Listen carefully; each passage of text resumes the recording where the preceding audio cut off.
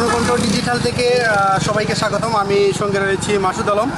আমার পিছনে দেখছেন এখানে কিন্তু দেশের বিভিন্ন প্রান্ত থেকে আসা পর্যটকরা এখানে ভিড় করছে, কিন্তু অন্য অন্য দিনের তুলনায় কিন্তু আজকে আমরা অনেকটাই বেশি অনুভব করছি। তো আমরা এই মুহূর্তে একজনের সাক্ষাৎকার নেব, আমাদের সঙ্গেই থাকবেন। যাত্রী ছাউনি হওয়ার আগে এবং পরে অনেক কিছুই ডে নাইট ডিফারেন্ট। এখন বর্তমানে আগে আমরা যখন আসতাম তখন এত পর্যটন ছিল না, এত মানুষ ছিল না, এত মানুষের সমাগম ছিল না। বর্তমানে আমাদের ব্যারিস্টার শহীদুল হক সুমন ভাই যেভাবে সুন্দর করে মানে যাত্রী ছাউনি দেন আরও অনেক কিছু করেছেন, অনেক সুন্দর করেছেন, তাই আপনার মানুষের সমাগমটা এখন বেশি। একটা বিষয় আমি লক্ষ্য করছি যে এখানে ভালো কোনো হোটেল নাই। আমি মনে করছি এখানে ভালো কোনো হোটেল নেই। একটা হোটেল যদি 5 স্টার রেস্টুরেন্টের মতো কিছু হয় তাহলে ভালো হবে। আপনি একটা জিনিস লক্ষ্য করছেন, যাত্রী ছাউনির সামনে কিন্তু অনেক গাড়ি রাখা আছে। এখানে মানুষের যে পর্যটন যারা আছে তাদের আপনার আসা যাওয়া অনেক সমস্যা হচ্ছে। যদি একটা পার্কিংয়ের ব্যবস্থা থাকতো তাহলে মনে করেন এই গাড়িটা এইভাবে এলোমেলো করে রাখা হতো না।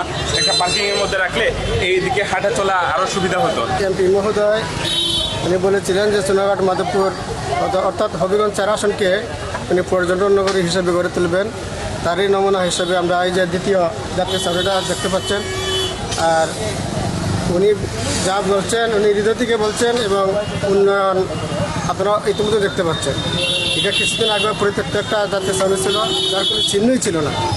অল্প দিনে ঈদের আগেই এটাকে নির্মাণ করছেন এবং আপনারা দেখতে পাচ্ছেন প্রচুর পর্যটন। এবং এই যে আপনি এইদিকে দেখেন অনেক গাড়ি আসছে বিভিন্ন স্থান থেকে, বিভিন্ন দূর দূরান্ত থেকে আসছে এগুলো সৌন্দর্য উপভোগ করার জন্য। আমাদের সামনেও বাগান, পিছনে বাগান, অর্থাৎ যেদিকেই বসি সামন পিছনে যেদিকে বাগান করছে, মাঝখানে একটা রোড। এই যে সৌন্দর্য উনি উপলব্ধি করতে পারছেন যে সোনারঘাটের সৌন্দর্য যদি আমরা তুলে ধরতে পারি, মানুষকে বসার স্থান দিতে পারি এবং মানুষকে যদি আমরা নির্বিঘ্নে যাতায়াতের ব্যবস্থা করতে পারি, এই সোনারঘাট মাধবপুর হয়ে উঠবে একটা পর্যটনের নগরী এবং এটা একটা মানুষের অভয়ারণ্য হয়ে উঠবে এবং ভবিষ্যতে একটা অর্থকরী আয়েরও ব্যবস্থা হবে মানুষের এই পর্যটন শিল্পের মাধ্যমে। উনি আরও বলছেন যে একটা সোনারঘাট মাধবপুর সোনারঘাটে অবশ্যই একটা রিসোর্টের ব্যবস্থা করবেন। আশা করি আমরা ওনার বক্তব্যের সাথে একমত। সোনারঘাটে একটা রিসোর্টের প্রয়োজন। আর যেভাবে চা বাগান এবং সৌন্দর্য রয়েছে এগুলো উপভোগ করতে হলে দূর দূরান্ত থেকে মানুষ আসে, তাদের থাকা এবং অবস্থান করার কোনো জায়গা নেই। এই জন্য অতি সত্তর সোনারঘাট মাধবপুরের অর্থাৎ সোনারঘাটে সাতছড়ির আশেপাশে একটা রিসোর্টের প্রয়োজন। দর্শক, আমরা এই মুহূর্তে আছি সাতছড়ি জাতীয় উদ্যানের যে গেট, এই গেটের সামনে আছি।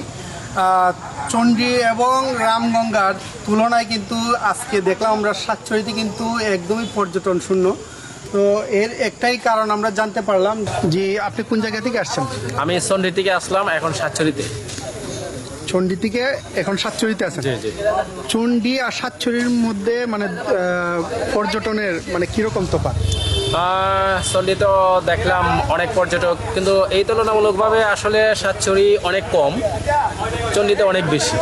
আপনার কেন মনে হচ্ছে যে মানে চণ্ডীতে লোকের সংখ্যা বেশি? এটার কারণটা কি? ওইখানে তো একটা যাত্রী ছাউনি আছে, যার জন্য আসলে ওইখানে পর্যটকরা একটু বেশি পছন্দ। যাত্রী ছাউনির কারণে অনেক সুন্দর এবং অনেক সুন্দর, যে কারণে ওখানের মানে মানুষ অবস্থান করে বেশি, মজা পায় বেশি, সে কারণে এখানে পর্যটকটা বেশি। আর এই সাতছড়িতে এই তুলনায় কম। এখানে পর্যটন বসার জন্য যে প্লেস থাকা দরকার আসলে ওইটা নাই, এখানে নাই। চণ্ডীতে এটা আছে, এটা আছে এবং সৌন্দর্য খুব সুন্দর এবং বসার প্লেস প্লাস এই আরো অনেক দৃশ্যগুলো খুব সুন্দর। আপনারা কোন জায়গা থেকে আসছেন? আমরা আসছি মাধবপুর থেকে। সোনারঘাট থেকে মাসুদ আলম, জনকণ্ঠ ডিজিটাল।